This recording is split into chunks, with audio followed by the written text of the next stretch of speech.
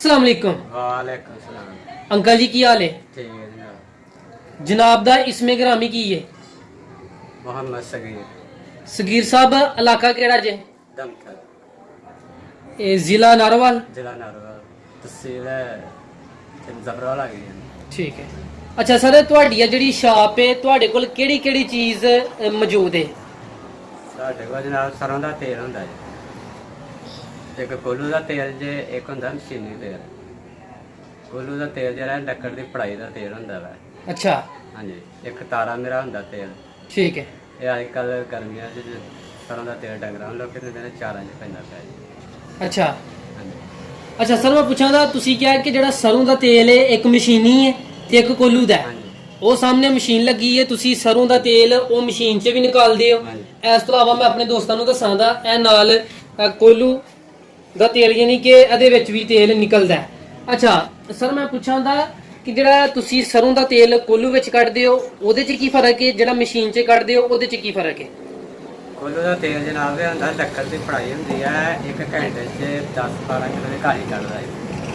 ਇੱਕ ਘੰਟਾ ਇੱਕ ਲੱਗਦਾ ਮਸ਼ੀਨੀ ਤੇਲ ਹੁੰਦਾ ਹੈ, ਇਹਦੇ 'ਚ ਮਨ ਦੀ ਕਹਾਣੀ ਨਿਕਲ ਆਉਂਦੀ ਹੈ ਇੱਕ ਘੰਟੇ 'ਚ। ਉਹ ਮਸ਼ੀਨ 'ਚ ਆ ਜਾਂਦਾ ਹੈ। ਕੋਲੂ ਦਾ ਤੇਲ ਹੁੰਦਾ ਜਿਹੜਾ। ਤੇ ਫਿਰ ਤੁਹਾਡੇ ਨਜ਼ਦੀਕ ਜਿਹੜਾ ਤੁਸੀਂ ਸਰੋਂ ਦਾ ਤੇਲ ਕੱਢਦੇ ਹੋ ਮਸ਼ੀਨ ਦੇ ਥਰੂ ਉਹ ਬਿਹਤਰ ਹੈ ਜਾਂ ਕਿ ਕੋਲੂ ਦਾ ਬਿਹਤਰ ਹੈ? ਕੋਲੂ ਦਾ ਤੇਲ ਮਸ਼ਹੂਰ ਲੱਗਾ, ਪੁਰਾਣਾ ਤਜਰਬਾ 50 ਸਾਲ ਦਾ ਚੱਲਦਾ ਪਿਆ ਕੋਲੂ ਦਾ ਤੇਲ। ਅੱਛਾ ਹਾਂਜੀ ਉਹ ਜਿਹੜਾ ਉਹ ਜ਼ਿਆਦਾ ਪਾਇਦਾਰ ਹੈ, ਹਾਂਜੀ, ਕੋਲੂ ਦਾ ਤੇਲ ਜ਼ਿਆਦਾ। ਉਹਦੀ ਕੀ ਵਜ੍ਹਾ ਹੁੰਦੀ ਹੈ? ਇਹਦੇ 'ਚ ਇਹ ਲੱਕੜ ਦੀ ਪੜਾਈ ਹੁੰਦੀ ਹੈ, ਦੇਸੀ ਕੰਮ ਹੁੰਦਾ ਹੈ। ਆਹ ਜਿਹੜਾ ਕੰਮ ਹੁੰਦਾ ਮਸ਼ੀਨੀ ਇਹ ਛੇਤੀ ਨਿਕਲ ਜਾਂਦਾ, ਇਹਦੇ 'ਚ ਟਾਈਮ ਛੇਤੀ ਨਿਕਲ ਆਉਂਦਾ ਕੰਮ। ਜਿਹੜਾ ਮਸ਼ੀਨ ਜੀ ਜੀ ਮਸ਼ੀਨ 'ਚ ਛੇਤੀ ਨਿਕਲ ਆਉਂਦਾ, ਇੱਕ ਘੰਟੇ 'ਚ ਇਹਨੇ ਮਾਨ ਕੱਢ ਛੱਡਣਾ ਹੁੰਦਾ। ਠੀਕ ਹੈ। ਇਹਦਾ ਖਰਚਾ ਘੱਟ ਚੱਲਦਾ ਵਾ ਤੇ ਕੋਲੂ ਦਾ ਖਰਚਾ ਵੱਧ ਚੱਲਦਾ। ਤੇ ਤੁਸੀਂ ਇਹ ਜਦੋਂ ਫਰੋਖਤ ਕਰਦੇ ਹੋ ਇਹਨਾਂ ਦੇ ਰੇਟ 'ਚ ਕੋਈ ਫਰਕ ਹੈ ਕਿ ਰੇਟ ਸੇਮ ਹੀ ਹੈ? ਹਾਂਜੀ, ਰੇਟ ਲਾਦਾ ਜਿਹੜਾ ਕੋਲੂ ਦਾ ਹੈ, ਉਹਦਾ ਰੇਟ ਕਿੰਨਾ ਕਿਲੋ ਦਾ, ਤੇ ਜਿਹੜਾ ਮਸ਼ੀਨੀ ਹੈ ਉਹਦਾ ਕਿਲੋ ਦਾ ਕਿੰਨਾ ਰੇਟ ਹੈ? ਉਹ 240 ਦੇ ਤੇ ਉਹ 260।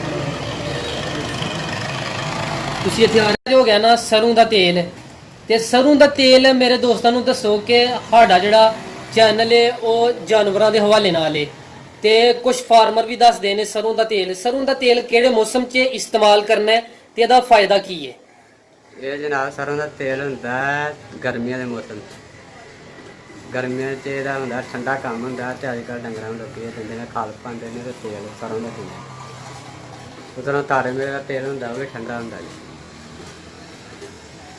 ਤੁਹਾਡੇ ਕੋਲ ਤਾਰੇ ਮੀਰੇ ਦਾ ਤੇਲ ਵੀ ਦਸਤਿਆਬ ਹੈ? ਹਾਂਜੀ ਤੇ ਜਿਹੜਾ ਤਾਰੇ ਮੀਰੇ ਦਾ ਤੇਲ ਹੈ ਉਹ ਵੀ ਠੰਡਾ ਹੈ? ਠੰਡਾ ਅੱਜ ਕੱਲ ਗਰਮੀ 'ਚ ਉਹਨੂੰ ਵੀ ਇਸਤੇਮਾਲ ਕਰ ਸਕਦੇ ਹਾਂ? ਉਹ ਵੀ ਡੰਗਰਾਂ ਨੂੰ ਲੋਕੀ ਦਿੰਦੇ ਨੇ।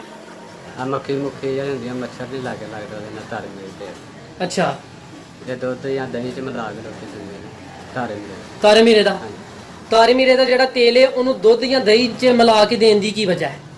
ਇਹ ਜਨਾਬ ਲੱਗਦਾ ਤੇਲ ਜਿਹੜਾ ਦਿਓ ਨਾ ਤੇ ਜਾਨਵਰ ਦੇ ਅੰਦਰ ਵੜ ਛੱਡਦਾ ਹੈ। ਅੱਛਾ ਹਾਂਜੀ, ਇਹ ਦੁੱਧ ਜਾਂ ਦਹੀਂ 'ਚ ਮਿਲਾ ਕੇ ਲੋਕੀ ਦਿੰਦੇ ਨੇ, ਉਹਦੇ ਨਾਲ ਬਸ ਹੋ ਜਾਂਦਾ ਤੈਨੂੰ। ਠੀਕ ਹੈ। ਬਿਲਕੁਲ ਸਰ ਹਾਂਜੀ ਸੁਣਿਆ ਸੀ ਕਿ ਜਿਹੜਾ ਤਾਰੇ ਮੀਰੇ ਦਾ ਤੇਲ ਅਗਰ ਨਿਰਾ ਇਸਤੇਮਾਲ ਕਰੋ ਤੇ ਉਹ ਨੁਕਸਾਨ ਦੇਵੇ। ਤੇ ਫਿਰ ਤਾਰੇ ਮੀਰੇ ਦਾ ਜਿਹੜਾ ਵੱਡਾ ਜਾਨਵਰ ਹੈ ਮੱਝ ਜਾਂ ਗਾਂ ਹੈ ਉਹਨੂੰ ਰੋਜ਼ਾਨਾ ਕਿੰਨਾ ਕੁ ਦੇਣਾ ਚਾਹੀਦਾ ਹੈ? ਪਾਰ ਹੋ ਜਾਂਦਾ। ਪਾ ਤੋਂ ਜ਼ਿਆਦਾ ਨਹੀਂ ਦੇਣਾ? ਹਾਂਜੀ, ਪਾਰ ਰੋਜ਼ਾਨਾ ਤਾਰੇ ਮੀਰੇ ਦਾ ਤੇਲ ਬੱਕਰੀਆਂ ਵਗੈਰਾ ਨੂੰ ਵੀ ਦਿੱਤਾ ਜਾ ਸਕਦਾ ਜਾਂ ਕਿ ਨਹੀਂ ਦੇਣਾ? ਬੱਕਰੀਆਂ ਨੂੰ ਤੇਲ ਸਟਾਕੀ ਦੇਣਾ ਚਾਹੀਦਾ ਜੀ। ਇੱਕ ਸਟਾਕੀ ਉਹਦੇ ਦੋ ਸਟਾਕਾ ਦੁੱਧ ਪਾ ਲਓ ਜੀ। ਅੱਛਾ ਠੀਕ ਹੈ।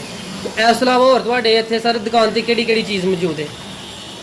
ਹੋਰ ਜਨਾਬ ਇਹ ਸਰੋਂ ਦਾ ਤੇਲ ਤੇ ਤਾਰਾ ਮੇਰਾ ਤੇ ਅਲਸੀ ਦਾ ਤਿਲਾਣਾ ਹੁੰਦਾ ਹੈ। ਅੱਛਾ। ਉਹ ਸਿਆਲ 'ਚ ਚੱਲਦਾ ਤਿਲਾਣਾ ਤੇਲ। ਠੀਕ ਹੈ। ਅਲਸੀ ਦਾ ਤਿਲਾਣਾ ਸਿਆਲ 'ਚ। ਉਹ ਸਿਆਲ 'ਚ ਉਹਨੂੰ ਮਿੱਠਾ ਤੇਲ ਵੀ ਕਹਿੰਦੇ ਨੇ? ਮਿੱਠਾ ਤੇਲ। ਠੀਕ ਹੈ। ਇਹ ਜਿਹੜਾ ਸਰ ਤੁਸੀਂ ਤਾਰੇ ਮੀਰੇ ਦਾ ਤੇਲ ਦੱਸਿਆ ਹੈ, ਇਹਦਾ ਰੇਟ ਕੀ ਹੈ ਕਿਲੋ ਦਾ? ਇਹ ਕਿਲੋ ਦਾ 400। 400 ਰੁਪਏ ਕਿਲੋ। ਠੀਕ ਹੈ। ਅਲਸੀ ਦਾ ਤੇਲ ਤੇ ਉਹ ਜਿਹੜਾ ਦੂਸਰਾ ਤੇਲ ਆਂਦਾ ਉਹ ਸਰਦੀ 'ਚ ਤੇ ਗਰਮੀ 'ਚ ਇਹ ਵੇ। ਇਸ ਤੋਂ ਇਲਾਵਾ ਤੁਹਾਡੇ ਕੋਲ ਹੋਰ ਕੋਈ ਖਲ ਵਗੈਰਾ ਵੀ ਹੈ ਵੇ? ਖਾ ਲੈ ਸਰੋਂ ਇਹ ਖਾ ਲੈ। ਇਹ ਕਿਹੜੀ ਖਾ ਲੈ ਸਰ? ਇਹ ਕੋਲੂ ਵਾਲੀ ਖਾ ਲੈ ਜੀ। ਤੇ ਇਹਦਾ ਰੇਟ ਕਿੰਨਾ ਚੱਲਦਾ ਪਿਆ? ਇਹ ਭਾਈ 2200 ਦੀ ਮਣ। ਠੀਕ ਹੈ। ਹੋਰ ਕਿਹੜੀ ਕਿਹੜੀ ਚੀਜ਼ ਹੈ ਤੁਹਾਡੇ ਕੋਲ? ਹੋਰ ਆ ਸਰੋਂ ਦੇ ਖਾ ਲੈਂਦੇ ਆ ਮਸ਼ੀਨ। ਅੱਛਾ ਸਰੋਂ ਦੀ ਖਾ ਲਿਆ ਮਸ਼ੀਨੀ, ਤੇ ਜਿਹੜੀ ਪਹਿਲੇ ਦਸੀ ਹੈ ਉਹ ਕੋਲੂ ਦੀ ਹੈ? ਉਹ ਕੋਲ ਠੀਕ। ਤੇ ਇਹਦਾ ਕੀ ਰੇਟ ਹੈ? ਆ ਕੋ 2000 ਰੁਪਏ। 2000 ਤੂੰ ਮਣ? 1900 ਵੀ ਲਾ ਦੇਗਾ 2000। ਠੀਕ ਹੈ। 1900 2000 ਰੇਟ ਅਪ ਡਾਊਨ ਹੁੰਦਾ ਰਹਿੰਦਾ ਹੈ। ਠੀਕ ਹੈ ਸਰ। ਤੇ ਅਗਰ ਕੋਈ ਦੋਸਤ ਤੁਹਾਡੇ ਕੋਲੋਂ ਤੇਲ ਵਗੈਰਾ ਲੈਣਾ ਚਾਹੁੰਦਾ ਹੈ ਜਾਂ ਖਲ ਲੈਣਾ ਚਾਹੁੰਦਾ ਹੈ ਤੇ ਤੁਹਾਡਾ ਕੋਈ ਮੋਬਾਈਲ ਨੰਬਰ, ਰਾਬਤਾ ਨੰਬਰ? ਹਾਂਜੀ ਬੋਲੋ 0303 ਜੀ। 60 80 704 ਠੀਕ ਹੈ 0303 60 80 704 704।